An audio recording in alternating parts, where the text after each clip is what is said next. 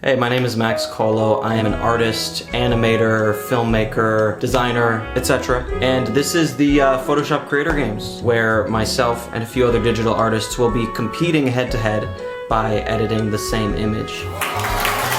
But I think this is a good time to come clean about something. See, I've been making art here on the internet for a long time, and most of the time I just come on here and I'm like, well, first I make a quick sketch and then I fill it in with some colors, add some text, and we're done. But what I never mention is that it often takes me 10, 15, sometimes 20 or 30 hours, yes, to create one piece. I am incredibly indecisive. So when Photoshop told me that for Creator Games, I would not only have 1 hour to make a piece, but it will also be a part of a competition, I was terrified. Usually when I work quickly, it comes out awful. Sometimes though, the quickness allows me to be a little bit more intuitive, a little weirder with it, and it comes out pretty good. In a moment, I'm gonna go face my fear, point a camera at my face, and in 1 hour, fully conceptualize and create a drawing, probably publicly failing for your entertainment.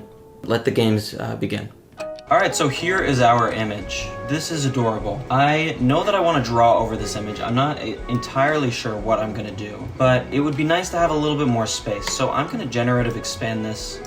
Okay, they put a pot in there. And we're gonna create a hue and saturation adjustment layer and make it black and white because every color looks good on black and white. Let's get a curves adjustment layer here, make it a little brighter. Something that's helpful is dropping in a white, just a plain white layer, lowering the opacity a little bit so it kind of looks like there's a layer of tracing paper over the photo. And this gives us a nice canvas to mess around and sketch. I think the obvious thing is like some sort of like fire thing, and maybe give them bodies. Like, I mean, is that too easy?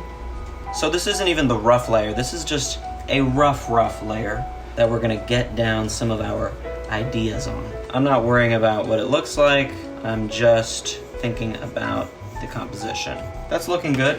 Now let's lower the opacity on this and use this as kind of a guideline to get a little bit more information in there. Okay, so we've got an arm coming in like this. I think that's clear. This is the end of the coat here. Coming in with some foreshortening. Okay, make a new layer. Let's get a little bit more information in there this time. So we've got a shoulder, an arm. Let's make these suits. Cute little tie for him. Let's have this foot be a little bit more facing towards the camera, if you will. We'll have some pattern on the suit. Nice text up here. This is the rough layer we're gonna be working off. Let's get some colors going. I'm thinking already I might wanna change the coloring of the image itself. One way to do this is to fill a new layer with a dark color, like dark green. Set the blend mode to screen, and now all the blacks in the image become this dark green. You can change all the whites in the image to any other color. Set that blend mode to multiply. That looks weird. Let's go with yellow. Okay, let's pick some colors. We're gonna try to have at least a mid-tone, dark color, and a light color. I really like that color. I think it could be a little bit more dull. And you know, that doesn't stand out against the background as much as I'd like it to, so let's make it a little bit darker. Now that's a little too dark. We're gonna make swatches because it's basically like creating a bookmark for your colors. I'm gonna bring my rough sketch layer to a low opacity and bring it onto the top. Let's start drawing. Or you know what? This is not something I whip out very often. I'm gonna try to draw with the polygonal lasso tool because not only is it a bit faster, you can just click away at the illustration, it also gives these really harsh edges, which kind of looks like shapes were being cut out with scissors and paper. Okay, now I'm gonna make a new layer for my darker tone and start illustrating in some of this line work with the brush tool. Changing the battery of my mouse. Okay. Dear God. Okay, looks okay, looks okay. Something on the heel here. A couple flowers. I don't know. Give them a little chain. What else can we do? You know what? Let's add another color. Let's make a layer over our green and do a clipping mask. And now we can draw some sort of pattern within just that green, and it won't interrupt any of the other layers we have. Let's do pinstripes.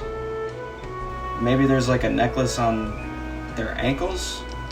Okay, now something that's bothering me at this point is the heads of these characters are kind of blending into the background, and I wish that they would pop a little bit more.